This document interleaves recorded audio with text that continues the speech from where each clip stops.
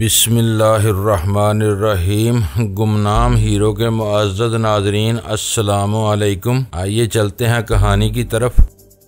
जरा देर बाद रबी असफंद यार भी वहाँ पहुँच गए। इन्होंने पूछा, ऑफिसर क्या बात है? ऑफिसर ने चंद कागजात इनकी तरफ बढ़ाते हुए कहा, शीबा के मामा ने मुल्क से बाहर जाने की दरख्वास्त दी है और ये इनका पासपोर्ट वगैरह है। रबी ने सर घुमाकर खादम को देखा। इनकी नजरें सब पहचानते थे। खादम सर झुकाकर वहाँ से चला गया। वैसे अब मैं इस ऑफिसर के दिमाग में था। वो कह रहा था, जनाब आपने हुक्म दिया था कि शीबा के खानदान का कोई भी फर्द मुल्क से बाहर जाए या कोई नया मेहमान इनके यहाँ आए तो आपको इतला दी जाए। रबी असफंद यार ने कागजात देखते हुए कहा, तो ये मोहतरमा मुल्क से बाहर जाना चाहती हैं। ताज्जुब है, अचानक क्यों ऐसा प्रोग्राम बना लिया? ठीक है ऑफिसर, आप ये कागजात रखें और कुछ दिनों तक इन्हें ये कहकर डालते रहें कि सरकारी मामलात में देर होती है, इन्हें जल्द ही बाहर जाने की इजाजत मिल जाएगी। ऑफिसर ने वो तमाम कागजात और पासपोर्ट ले लिए, फिर वहाँ से चला गया। रबी असफंद यार ड्राइंग रूम में तनहा थे। मैं इनके दिमाग में नहीं जा सकता था। खादम दूसरी तरफ चला गया था। ऑफिसर इस बंगले से बाहर निकल आया था। शीबा की मामा के पास आ गया। इसी वक्त फोन की घंटी बजने लगी। मामा ने रिसीवर उठाकर कहा, हेलो, मैं तुम्हारा रबी बोल रहा हूँ। तुम मुल्क से बाहर जाना चाहती हो? जी हाँ, मैं यहाँ परेशान हो गई हूँ। बेटी से मुलाकात भी नहीं हो रही है। बाहर जाऊंगी तो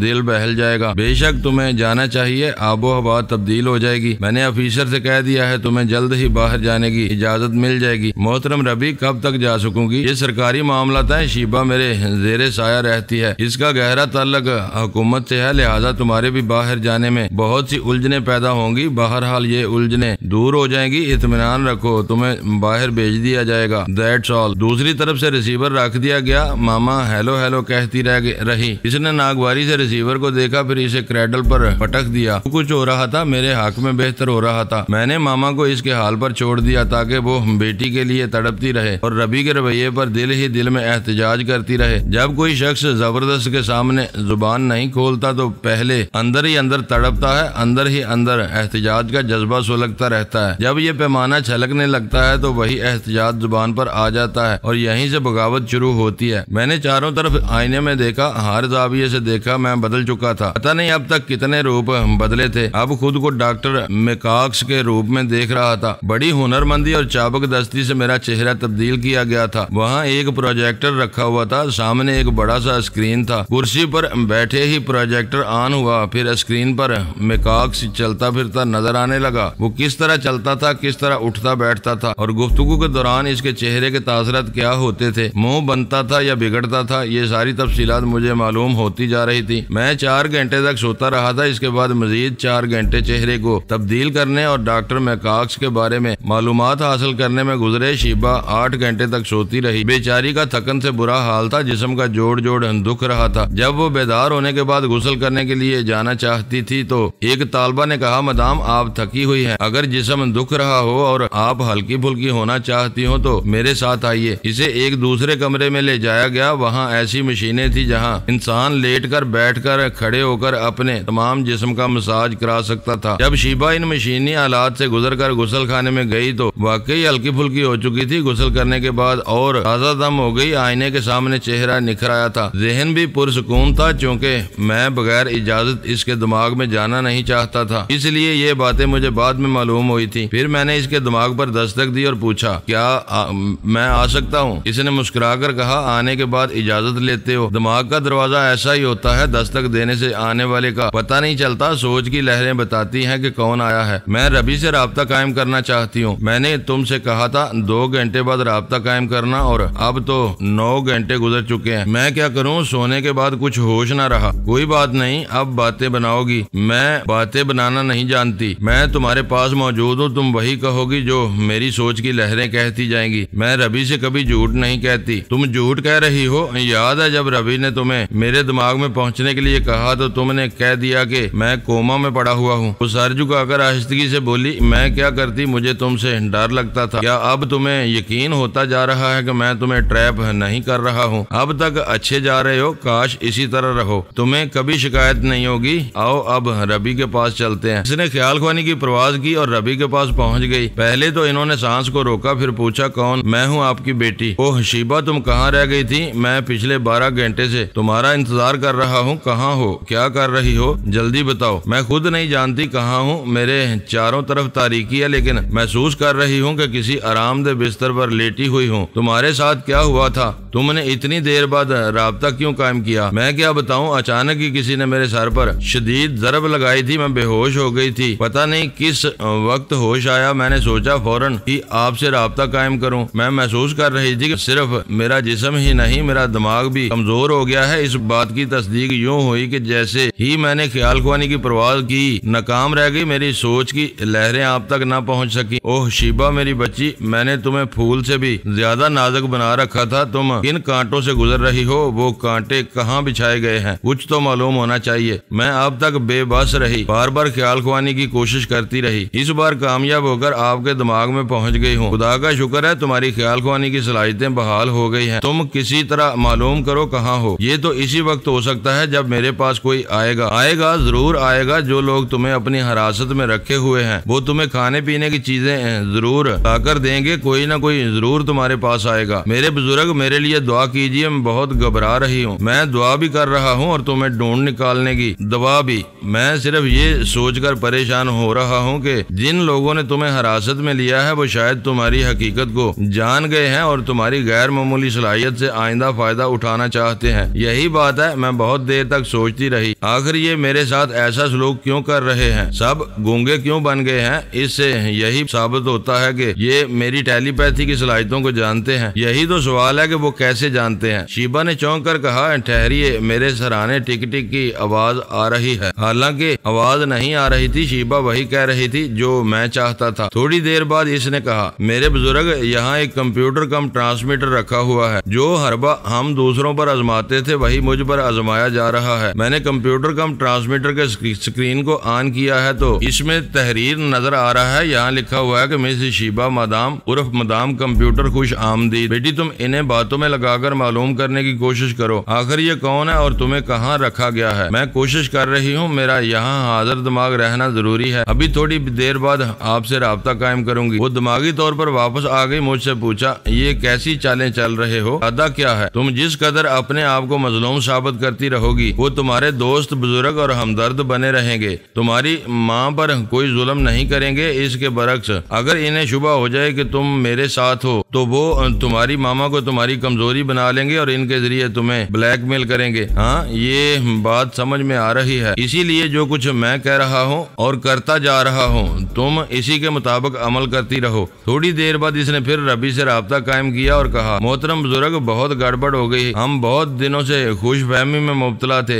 इन्होंने परेशान होकर पूछा, बात क्या है? तुम उम्मीद न बांधो, फौरन टू दी पॉइंट गुफ्तगू करो। मोहतरम, वो रसवंती जो अब कोमा में पड़ी हुई है वो फिलिपाइनो जुबान जानती थी। इन्होंने चौंक कर पूछा, क्या? जी हाँ, वो मेरे दिमाग में रहा करती थी। इस तरह इसे मालूम हुआ कि मुक्ति महल का एक और चोर दरवाजा है। इसी दरवाजे से सोनिया दाखिल हुई थी। वो लोग इसी दरवाजे से गोरी सुजाता के मुजस्समे को लेकर गए थे। इसका मतलब ये हुआ कि फरहाद भी तुम्हारे दिमाग में पहुंचा हुआ है। हो सकता है कि वो पहुंचा हुआ हो, बल्कि पहुंचा हुआ था। मैंने कहा ना, वो भी कोमा में पड़ा हुआ है। अगर फरहाद और रसवंती जैसे बदतरीन दुश्मन कोमा में हैं, तो फिर किसने तुम्हें हिरासत में रखा है? ये वही पुरअसरार शख्स है जिसने फरहाद और रसवंती को हमेशा के लिए बेबस बना दिया है। अब मेरी समझ में आ रहा है, रसवंती और फरहाद के कोमा में जाने के बाद इनके दिमाग कमजोर हो गए होंगे। इस पुरअसरार शख्स ने इनके जरिए तुम्हारे मुतालिक तमाम बातें मालूम कर ली होंगी। जी हाँ, यही बात है। अभी कंप्यूटर कम ट्रांसमीटर में मुझसे यही कहा गया है और सवाल किया जा रहा है कि मैं इनकी वफादार रहना चाहती हूँ या रसवंती और फरहाद की तरह तमाम उम्र कोमा में रहना पसंद करूंगी। क्या तुमने कोई जवाब दिया है? मैंने जवाब देने के लिए मोहलत मांगी है। तुम जवाब देना कि इनकी वफादार रहोगी। बेटी, ये जरूरी है। कोमा में रहने से बेहतर है कि इनकी वफादार रहो। हम मौका देखते ही इनकी शहर तक पहुँच जाएंगे और तुम्हें वहाँ से निकाल लाएंगे। वो पुरअसरार शख्स 15 मिनट बाद मुझसे राब्ता कायम करेगा। मैं आपकी हदायत के मुताबिक इसे जवाब दूंगी। इसके बाद फिर मुझसे राब्ता कायम करना और मुझे बताना कि वो जवाबन क्या कहते हैं। अच्छी बात है, इजाजत दीजिए, 15 मिनट बाद आऊंगी। जरा ठहरो, एक और बात जहन में आ रही है। तुम इनसे कह सकती हो कि तुम अपनी माँ को और अपने नाना वगैरह को बहुत चाहती हो, इनके बगैर नहीं रह सकती, लिहाजा इनकी वफादार बनकर रहने के लिए जरूरी है कि इन्हें भी तुम्हारे साथ रखा जाए। शीबा ने हैरानी से पूछा, मोहतरम बुजुर्ग, क्या आप मेरे साथ मेरी मामा को और नाना को भी इनका कैदी बना देना चाहते हैं? बेटी,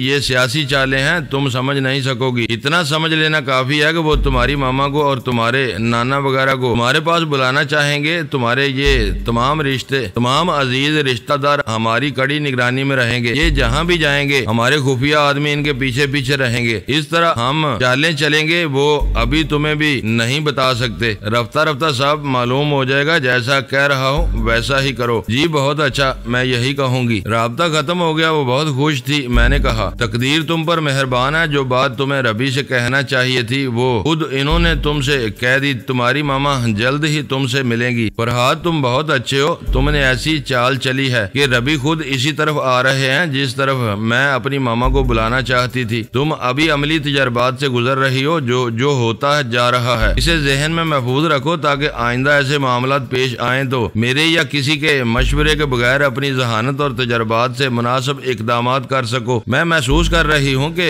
मैं बहुत कुछ सीखती जा रही हूँ। आधे घंटे के बाद शीबा ने फिर रबी से राब्ता कायम किया। इन्होंने कहा, मैं 15 मिनट से ही इंतजार कर रहा हूँ, इतनी देर कैसे हो गई? इन्होंने 15 मिनट के बाद मुझसे राब्ता कायम करने के लिए कहा था। फिर मैं इनसे मजीद 15 मिनट गुफ्तगू करती रही। अब आपके पास आई हूँ, जल्दी बताओ वो क्या कह रहे हैं। मैंने इन्हें यकीन दिलाने की कोशिश की है कि मुझे जिंदा सलामत रखा गया और मेरे मान मर्तबे में कोई फर्क न आया। मेरी आजादी सलामत रही तो मैं इनकी वफादार बनकर रहूंगी। अब वो राजी हो गए। वो कहते हैं मेरी आजादी की एक हद मुकर्रर होगी। मैं अभी जहाँ हूँ वहाँ से 6 माह तक कहीं नहीं जा सकूंगी। यहाँ मेरी खिदमत करने वाली औरतें और मर्द सब गूंगे होंगे। मैंने कहा, मुझे मनसब मंजूर है, लेकिन मैं अपनी मामा और नाना के बगैर नहीं रह सकती। मुझे इन दोनों से मिलाया जाए तो मैं 6 माह क्या 6 साल भी पाबंदी में गुजार सकती हूँ। क्या वो तुम्हारे अजीजों से मिलाने पर राजी हैं? वो कहते हैं अगर मेरी मामा और नाना को बुलाया जाएगा तो इसराइली हुकाम मोहतात हो जाएंगे। रबी ऐसी चालें चलेंगे कि हम तक पहुँचने में कोई कसर उठा नहीं रखेंगे। मैंने यकीन दिलाया है ऐसा नहीं होगा। मैं रबी वगैरह से अपनी मामा और नाना का जिक्र नहीं करूंगी क्योंकि मेरे कुछ कहने से पहले ही नाना मैड्रिड पहुंचने वाले हैं। इन्हें बुल फाइटिंग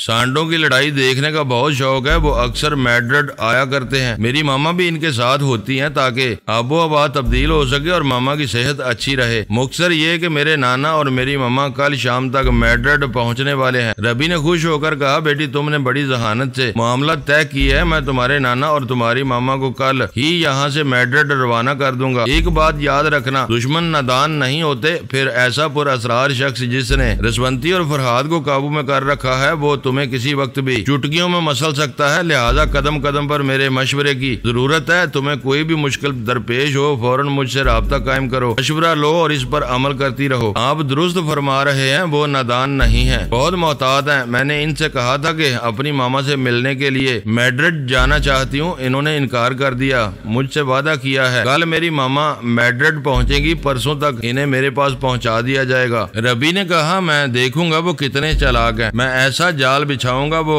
कभी सोच भी नहीं सकेंगे। थोड़ी देर तक रबी से गुफ्तगू होती रही, फिर राब्ता खत्म हो गया। शीबा ने जरा मायूस होकर कहा, फरहाद मैं अपनी मामा से मैड्रिड में नहीं मिल सकूंगी और इनके यहाँ आने का तो सवाल ही पैदा नहीं होता। मोहतरम रबी बहुत ज़हीन है। ऐसा जाल बिछाएंगे कि हमारे आदमी इनकी गिरफ्त में आ जाएंगे, लेकिन वो मामा को मेरे पास नहीं ला सकेंगे। टेलीपैथी और जहानत में फर्क है। तुम्हारे पास टेलीपैथी है मगर चालें चलने वाली जहानत नहीं है। तुम देखती रहो, तुम्हारी मामा तुम्हारे पास जरूर पहुंचेगी। अब थोड़ी देर बाद राब्ता कायम करके रबी से कहना कि वो पुरअसरार शख्स अब तुम्हें मैड्रिड भेजने पर मजबूर है। शीबा ने पूछा, भला वो क्यों मजबूर होगा? मेरी बात पूरी तरह सुन लो। तुम रबी से कहोगी कि वो पुरअसरार शख्स एक बहुत ही अहम आदमी को तुम्हारे जरिए ट्रैप करना चाहता है। जिस आदमी को ट्रैप किया जाएगा वो स्पेनिश जुबान जानता है और तुम नहीं जानती। लिहाजा तुमने इस पुरअसरार शख्स से कहा है कि जुबान ना जानने से कोई फर्क नहीं पड़ता। अगर वो शख्स मेरे रूबरू हो तो मैं इसकी आंखों में झांक कर इसके दिमाग में पहुंच सकती हूँ। इस तरह इसके दिमाग को कमजोर बनाने के बाद इसे फांस कर यहाँ लाया जा सकता है। शीबा ने हाँ के अंदाज में सर हिलाकर कहा, रबी कायल हो जाएंगे। जिस शख्स को ट्रैप किया जा रहा है वो बहुत ही अहम है। इसे फांसने के लिए मुझे मैड्रिड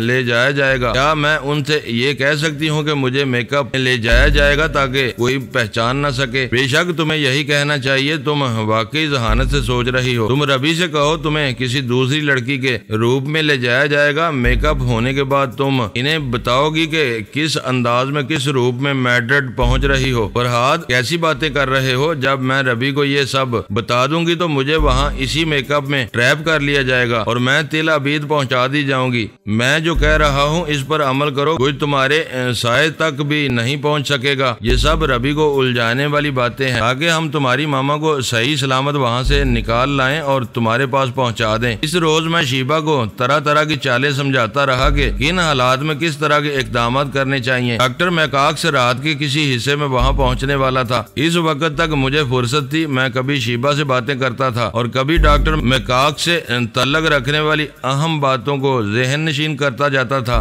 मेरी जिंदगी में बहुत कम रातें ऐसी आई जब मुझे सही वक्त पर सोने का मौका मिला हो और ख्याल खुआनी की जरूरत महसूस न हुई हो। मैं इस रात 10 बजे आराम से सो गया। रसवंती, सोनिया और आला बीबी कोमा में पड़ी जाग रही होंगी या सो रही होंगी, पता नहीं किस आलम में होंगी। इनका सोना और जागना बराबर ही होगा। वो जी रही होंगी मगर मुर्दों की तरह होंगी, वो मुर्दा होंगी मगर जिंदा होंगी। मैं ऐसी सूरत में ख्याल खुआनी क्यों करता, किसके लिए करता? अब मेरा कौन रह गया था? मैंने मायूसी से गहरी सांस ली, दिमाग को हदायत दी और सुबह तक गहरी नींद सोता रहा। किसी ने सच कहा है, अगर इंसान का दुनिया में किसी से कोई रिश्ता न हो, कोई परेशानी न हो, कुछ सोचने समझने की जरूरत न पड़े तो वो बेफिक्री से जानवरों की तरह गहरी नींद सो जाता है। कोई अपने आप को जानवर नहीं कहता, लेकिन ऐसे हसास लोग भी होते हैं जो तमाम रिश्तों और मोहब्बतों से कट कर जिंदगी गुजारते हैं, खुद को तन्हा महसूस करते हैं। कोई इन्हें नहीं पूछता, वो किसी को नहीं पूछते और ऐसे वक्त गुजारते हैं जैसे कोई जानवर जंगल में किसी से कुछ लिए दिए बगैर, कुछ सोचे समझे बगैर जिंदगी गुजार रहा हो। यही मेरा हाल था। अगरचे बाबा साहब के इदारे में सब मेरे अपने थे, मुझे चाहते थे। शेख अल्फारस मुझे पिदराना शफकत से नवाजते रहते थे। इसके बावजूद ये सारी मोहब्बतें और सारे रिश्ते तमाम उम्र के लिए नहीं थे। जब मैं यहाँ से चला जाता तो इनसे भी दूर हो जाता। रिश्ते और मोहब्बतें वो होती हैं जो दूर होने के बावजूद कायम रहती हैं। इनके लिए तड़प होती है, इनकी यादें होती हैं, इनकी अच्छी बुरी बातें दिल को बहलाती रहती हैं। जब ये सब कुछ न हो तो ये दुनिया बिल्कुल खाली और वीरान हो जाती है। ऐसे ही मरहले पर इस हकीकत को तस्लीम करना पड़ता है कि दुनिया में जो भी मोहब्बत है, जो भी रिश्ता है, जो भी रंग है, वो वजूदे जन से है। औरत ना हो तो कोई रिश्ता कायम नहीं होता। मौजूदा हालात में मेरे आसपास या दूर दूर तक किसी औरत का रिश्ता नहीं था। एक शीबा थी और मैंने इससे वादा किया था कि न मैं इसकी जिंदगी में जबरन दाखिल होना चाहूंगा और न ही इसे अपनी तरफ माइल करूंगा। मैंने सदके दिल से वादा किया था। इस वादे में यूं भी सच्चाई थी कि मैंने दुश्मनों के जख्म खाए थे और मजीद जख्म खाने की हिम्मत नहीं थी। बस मुझे सोनिया, रसवंती, आला बीबी मिल जाती, इसके बाद मुझे और कुछ नहीं चाहिए था। रात के 2 बजे डॉक्टर मैकाक्स इदारे में पहुंच गया था। सुबह इससे मुलाकात हुई। जब मैं इसके सामने पहुंचा तो वो हैरानी से उछलकर खड़ा हो गया। शेख अल्फारस इसकी हैरानी पर मुस्कुरा रहे थे। वो सवालिया नजरों से मुझे देख रहा था। मैं भी इसी अंदाज से देखने लगा। इसने पूछा, मिस्टर तुम कौन हो? मैंने भी इसी अंदाज में, इसी लहजे में इसी के सवाल को दोहराया। वो और हैरान रह गया। यूं लग रहा था जैसे आईने के सामने हो और अपना अक्स देख रहा हो। जैसा खुद कह रहा हो वैसा ही अक्स भी कहता जा रहा हो। फिर वो शदीद हैरानी से सोफे पर दब से बैठ गया। मैं भी इसी अंदाज में इसके सामने वाले सोफे पर बैठ गया। शेख अल्फारस ने हंसते हुए मेरी तरफ इशारा किया, फिर कहा, डॉक्टर ये हमारे इदारे का होनहार तालिब इल्म है। अब ये अमली मैदान में कदम रख रहा है और सबसे पहले तुम्हारे ही रूप में अलास्का जाएगा। वहाँ हमारी एक जबरदस्त मुहिम में हिस्सा लेगा, इसीलिए तुम्हें यहाँ बुलाया गया है। डॉक्टर ने पूछा, क्या ये जवान मेरी जगह संभाल सकेगा? मैंने इसी के अंदाज में इसी के सवाल को दोहराया, फिर कहा, क्या मेरा लबो लहजा, मेरा अंदाज, मेरा कद, मेरी जिसामत, मेरा चेहरा, मेरा डील डोल सब तुम्हारे जैसा नहीं है? फिर तुम्हारी जगह संभालना कौन सा मुश्किल काम है? मुश्किल होने या लबो लहजे की नकाली कर लेने से काम नहीं चलता। मैं एक माहिर सर्जन, तजर्बाकार डॉक्टर हूँ। अक्सर ऐसे अहम केस आते हैं कि फौरी तौर पर मुझे ऑपरेशन थिएटर में पहुंचकर ड्यूटी अंजाम देना होती है। बहुत ही पेचीदा ऑपरेशन करता हूँ। क्या तुम कर सकोगे? मैंने जवाब दिया, जब तक मैं तुम्हारा रोल अदा करता रहूंगा मेरे अंदर एक नफ्सियाती कमजोरी पैदा हो जाएगी। कैसी नफ्सियाती कमजोरी? डॉक्टर डॉक्टर मैकॉक्स, तुम यहाँ आए हो, यहाँ तुम्हारी एक दोस्त है। इसने कहा, यहाँ मेरी कोई दोस्त नहीं है। भाई कोई भी फर्जी दोस्त या महबूबा हो सकती है। मैं अपनी नफ्सियाती बीमारी को इसी महबूबा से मंसूब कर रहा हूँ। यानी जब तुम यहाँ पहुँचे तो वो बिस्तरे मर्ग पर थी। एक बहुत अहम ऑपरेशन था, लेकिन तुमने इसको ऑपरेशन थिएटर में देखा तो तुम्हारा दिल डूबने लगा। यूं लगा जैसे मोहब्बत दम तोड़ रही हो। तुमने बेहतरी कोशिश की, अपनी तमाम सलाहियतों को बुरोए कार लाकर कामयाब ऑपरेशन करना चाहा, लेकिन नाकाम रहे। ये बात तुम्हारे दिमाग में नक्श हो गई थी कि तुम्हारी मोहब्बत तुम्हारे ही हाथों से हलाक हुई है। और ये बात ऐसी है कि अब तुम किसी ऑपरेशन के लिए औजार हाथों में लेते हो तो हाथ कांपने लगते हैं। एहसास जुर्म शदीद हो जाता है। दिल और दिमाग चीख चीख कर कहता है कि तुम्हारी मोहब्बत ने तुम्हारे ही हाथों में दम तोड़ा है और तुम्हारी नातजर्बाकारी से ऐसा हुआ है। डॉक्टर मैकॉक्स ने एक गहरी सांस लेकर कहा, ये तो वाकई जबरदस्त नफ्सियाती केस है। इस तरह अलास्का के मेडिकल सेंटर में भी सभी तस्लीम कर लेंगे कि तुम्हें फिलहाल ऑपरेशन थिएटर में नहीं जाना चाहिए, न ही किसी का ऑपरेशन करना चाहिए। फिर वो कुछ सोचकर बोला, लेकिन तुम्हें मेडिकल बोर्ड की मीटिंग में हाजिर होना पड़ेगा। वहाँ मैं तकरीर करता हूँ और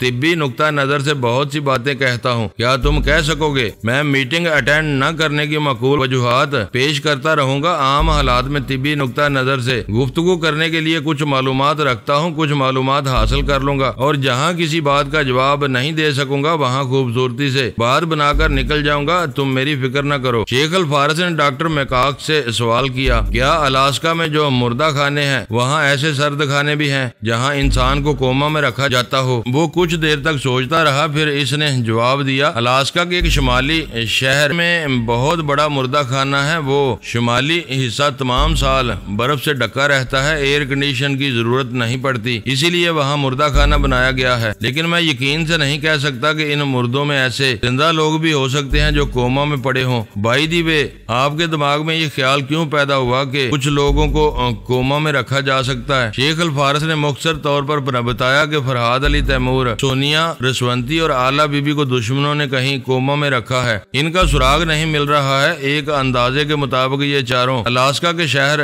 तनाना में हो सकते हैं। डॉक्टर ने जहन पर जोर देकर कहा, अलास्का के मुर्दा खानों में मैं पिछले 2 हफ्ते पहले गया था, मगर अगर मुझे मालूम होता कि किसी को कोमा में रखा जा सकता है तो मैं वहाँ की तमाम लाशों को गौर से देखता। मैंने कहा, अब ये काम मैं करूंगा। शेख अल फारस ने जब डॉक्टर मैकॉक्स को यहाँ आने के लिए कहा था तो ये भी समझा दिया था कि वो ऐसी तमाम औरतों, मर्दों, बूढ़ों और बच्चों को तस्वीर ले आए जिनसे वो मिलता रहता है। डॉक्टर वो तस्वीर ले आया था। मैं इन्हें देख रहा था, इनके मुतल्लिक पूछता जा रहा था और ये भी मालूम करता जाता था कि इनमें से कितने अफराद ऐसे हैं जिनसे डॉक्टर मैकॉक्स का खास लगाव है या डॉक्टर से बहुत ज्यादा बेतकल्लफ हैं। बहरहाल मैं इस रोज दोपहर तक तमाम अहम मालूमात हासिल करता रहा। शीबा से राब्ता कायम करने की फुर्सत नहीं मिली। यूं भी अब मैड्रिड वाला फैसला शेख अल फारस के हाथ में था। इन्होंने यकीन दिलाया था कि शीबा की माँ को हर हाल में यहाँ लाया जाएगा। वाह रबीयस बंद यार, कितने ही खूबसूरत जाल बिछाएं। नाकामी हो सकती है मगर हम कामयाबी के लिए हमेशा खुदा पर भरोसा करते हैं। मुझे रात के 8 बजे अलास्का के लिए रवाना होना था। मैंने शाम के 5 बजे शीबा से मिलने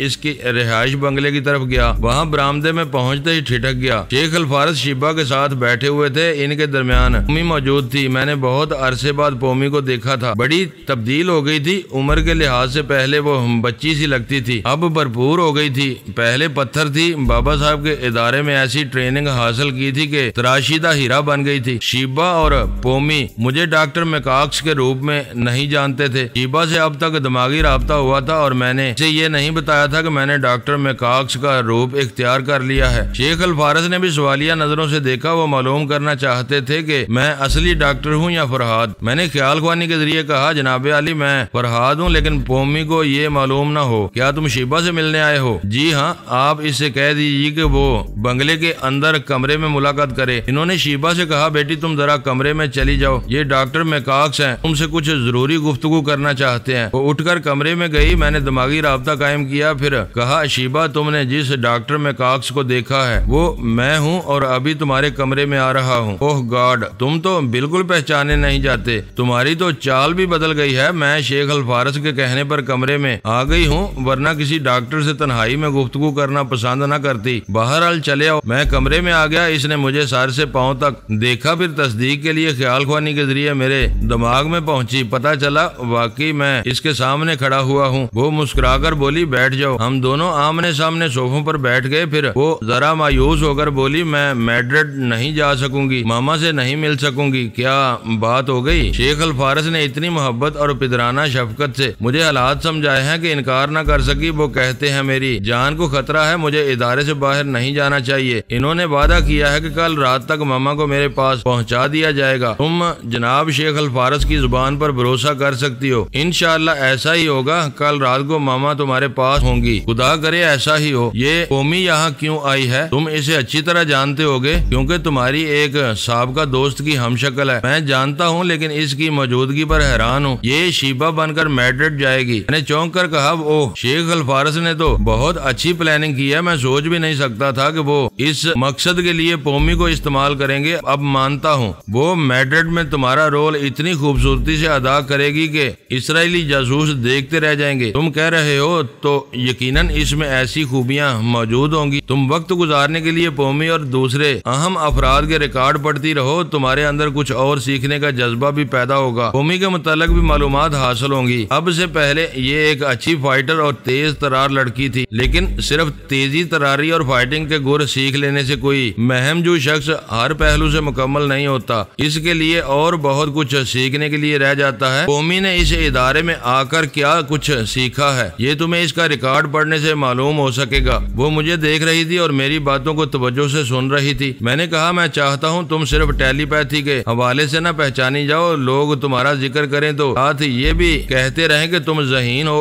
हाजिर दिमाग हो और बहुत अच्छी फाइटर भी हो। वो इनकार में सर हिलाकर बोली नहीं नहीं, मैं ये सब कुछ बन सकती हूँ, एक फाइटर नहीं बन सकती। पता नहीं क्यों जरा जरा सी बात पर दिल धड़कने लगता है। मैं बहुत जल्दी मायूस हो जाती हूँ और घबरा भी जाती हूँ। मेरे जैसी लड़की कभी फाइटर नहीं बन सकती। चलो फाइटर ना सही, हाजिर दिमागी की मशकें तो कर सकती हो। यहाँ तरह तरह की मशकें कराई जाती हैं, तुम देखोगी तो हैरान रह जाओगी। इंसान को बनाने संवारने और निखारने के लिए यहाँ बहुत कुछ किया जाता है। मैं थोड़ी देर तक इससे बातें करता रहा, इसे समझाता रहा और इसके अंदर ज्यादा से ज्यादा कुछ सीखने का जज्बा पैदा करता रहा। फिर वहाँ से रुखसत हुआ। पोमी जा चुकी थी। जब मैं अपने बंगले की तरफ जा रहा था तो रास्ते में पोमी से मुलाकात हो गई। मैं शायद इससे कतराकर निकल जाता, लेकिन वो मुझे देखते ही ठिठक गई। इसने करीब आकर पूछा तुम डॉक्टर मैकॉक्स हो? हाँ, क्या बात है? अभी चंद सेकंड हुए मैंने डॉक्टर मैकॉक्स को इस सामने वाले बंगले में देखा था, वहाँ से सीधी यहाँ आ रही हूँ। फिर तुम डॉक्टर मैकॉक्स कैसे हो गए? मैं जरा सा हिचकिचाया, कुछ कहना ही चाहता था कि अचानक मेरे मुंह पर एक उल्टा हाथ पड़ा। मैं लड़खड़ाकर जरा पीछे गया। इससे पहले कि मैं संभलता इसने एक फ्लाइंग किक मारी। मैं बयान नहीं कर सकता कि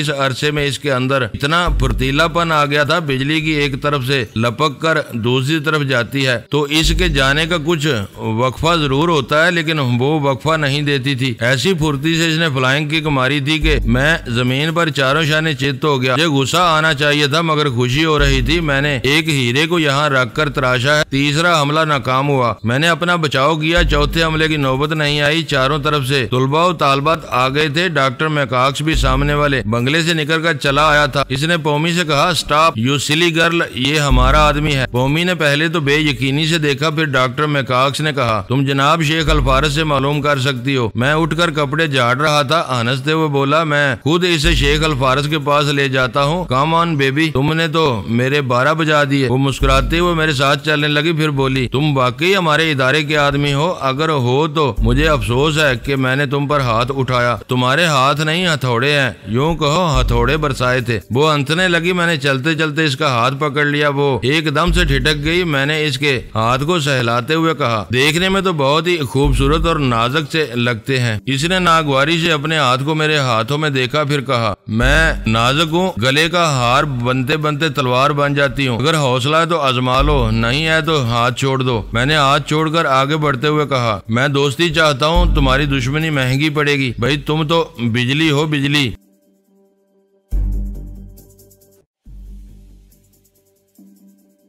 मुअज़्ज़ज़ नाज़रीन, लाइक करें, शेयर करें और कमेंट्स बॉक्स में पाक आर्मी जिंदाबाद, पाकिस्तान पाइंदाबाद का नारा ज़रूर दर्ज करके अपने मुल्क पर फ़ख्र करें और पाकिस्तान की बुनियादें मजबूत करने में अपना किरदार अदा करें। वीडियो देखने का शुक्रिया। मुअज़्ज़ज़ नाज़रीन, अपना ख्याल रखिएगा और हमारे चैनल का भी। ISI पाक आर्मी जिंदाबाद, पाकिस्तान पाइंदाबाद।